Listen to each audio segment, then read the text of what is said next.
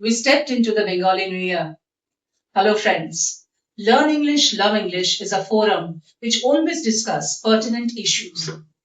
Right now, I'm going to give you a few tips for the topic that there is a prolonged period you are studying that your English is not improving. Have you ever given a thought that what are the reasons behind?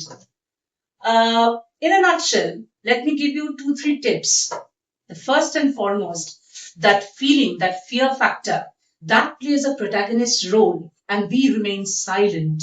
Why? Because when we speak, what will be the condition? People will discourage us. So we have to win over our fear.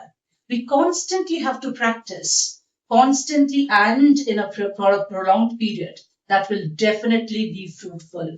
Next is often what happens, we try to do our best by translating the entire Bengali or Hindi content into English. And there, at the back of our mind, we are constantly trying to translate.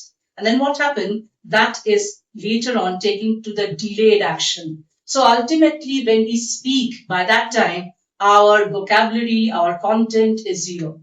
That is another factor.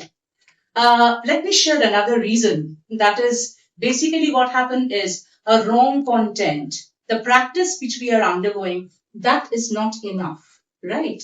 What we have to do is we have to break a very, very difficult content into smaller sentences. Keep on practicing. Conversation is a must.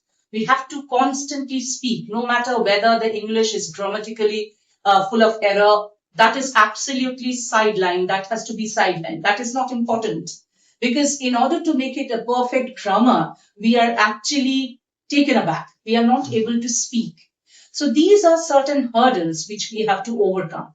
In our institution, as you all know, we try to make the students very, very well conversed and at the same time well acquainted, very strong, right? That is very, very important in today's life.